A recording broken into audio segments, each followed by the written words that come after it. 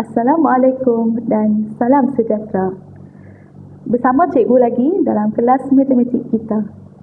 Cikgu ialah Cikgu Nurhana binti Arum dari SMK Seri Mahawangsa Citra Kedah. Pelajar yang dikasihi sekalian, hari ini kita akan bersama-sama mempelajari mengenai tajuk Sukatan Kecenderungan Memusat dalam bab 12 Matematik Tingkatan 2 KSSM. Sudahkah anda bersedia? Baiklah, kita akan mempelajari standard pembelajaran 12.1.1 iaitu menentukan mode, mean dan median bagi suatu data tak terkumpul. Pernahkah anda melihat gambar yang cikgu kongsikan ini? Cikgu pasti anda biasa melihat dan meneliti kertas seperti contoh tersebut. Ya, gambar ini menunjukkan salah satu kegunaan berkaitan tajuk yang kita akan pelajari hari ini. Gambar berikut juga merupakan salah satu contoh kegunaan mempelajari tajuk ini dalam kehidupan seharian kita. Pelajar, apakah yang dimaksudkan dengan sukatan kecenderungan memusat? Baiklah, sukatan kecenderungan memusat bermaksud satu sukatan yang dapat menunjukkan kedudukan suatu kumpulan data dan memperihalkan maklumat keseluruhan data itu dengan hanya satu nilai sahaja. Kita mulakan dengan sukatan yang pertama, iaitu mode. Mode ialah nilai yang paling tinggi kekerapannya, iaitu nilai yang paling kerap muncul dalam suatu data. Mari kita lihat contoh-contoh berikut. Contoh pertama, nyatakan mode bagi data berikut.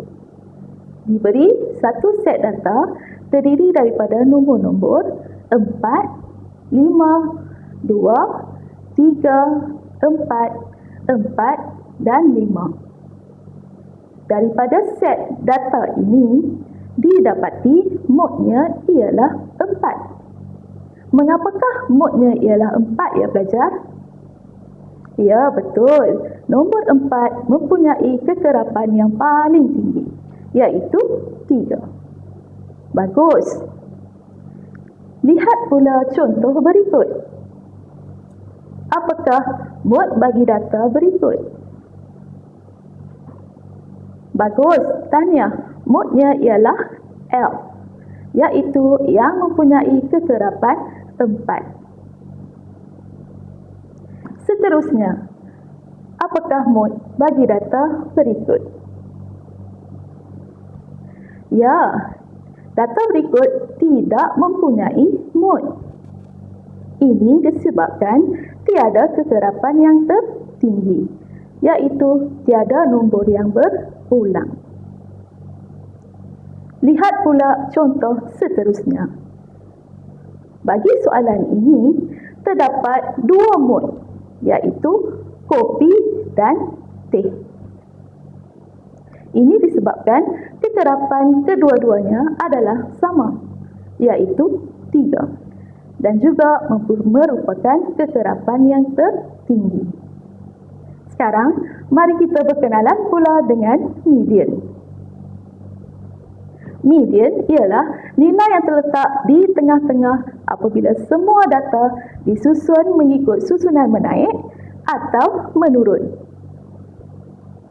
Jika diberi suatu data, langkah pertama ialah data tersebut perlu disusun mengikut urutan terlebih dahulu.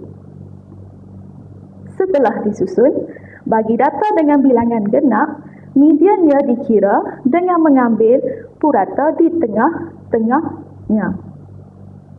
Manakala, bagi data dengan bilangan ganjil, median ditentukan dengan mengambil nilai di tengah-tengah data sahaja.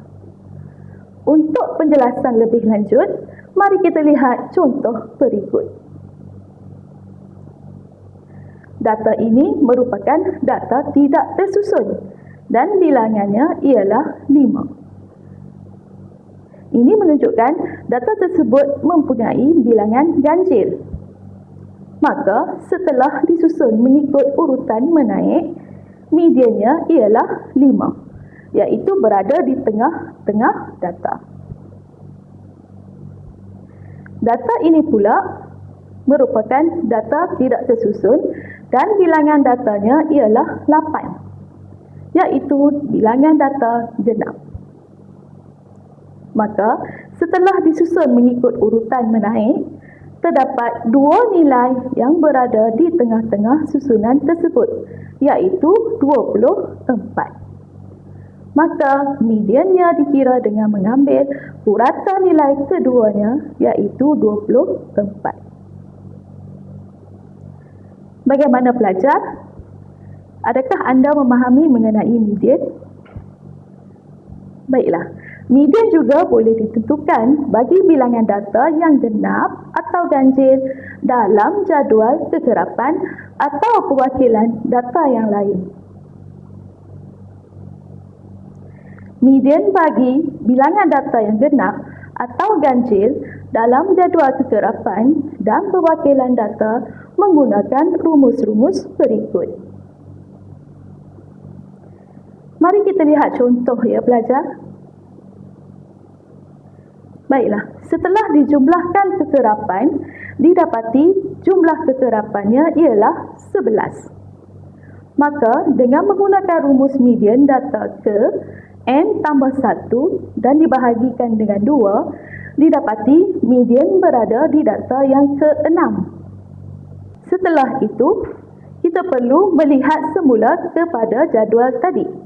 Data yang ke-6 berada di lajur kedua, iaitu 20. Maka mediannya ialah 20. Contoh seterusnya menunjukkan jumlah kekerapan dengan bilangan genap, iaitu 12. Maka dengan menggunakan rumus median data bagi jumlah bilangan kekerapan genap seperti dalam gambar berikut, didapati mediannya berada di data ke-6 dan ke-7. Mari kita lihat jadual tadi. Data ke-6 dan ke-7 berada pada lajur kedua dan ketiga. Median dikira dengan mengambil data antara data ke-6 dan ke-7, iaitu 20 ditambah 30 dan dibahagikan dengan 2, bersamaan 25. Maka mediannya ialah 25. Seterusnya, sukatan yang terakhir ialah mean. Pernahkah pelajar mendengar mengenai mean?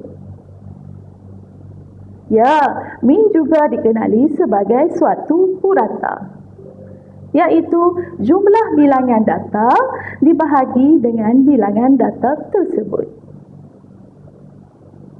Lihat contoh berikut. Cari mean bagi graf palang berikut. Ya, mean dikira dengan mengira jumlah data dan seterusnya dibahagikan dengan 5. Maka mean-nya ialah 60. Mari kita lihat pula jadual kekerapan berikut. Pelajar diminta untuk menentukan mean berdasarkan jadual kekerapan. Mean ditentukan dengan mengambil hasil tambah data yang didarab dengan kekerapan dan seterusnya dibahagikan dengan jumlah kekerapannya. Didapati mean-nya ialah 3.43 jam, iaitu hasil bahagi di antara 120 dan 35. Baiklah pelajar, kita berada di akhir pembelajaran mengenai tajuk sukatan kecenderungan memusat, iaitu mode, median dan mean. Cikgu berharap penjelasan cikgu ini dapat membantu kamu dalam memahami tajuk ini dengan lebih baik. Sehingga kita bertemu lagi. Sekian, terima kasih.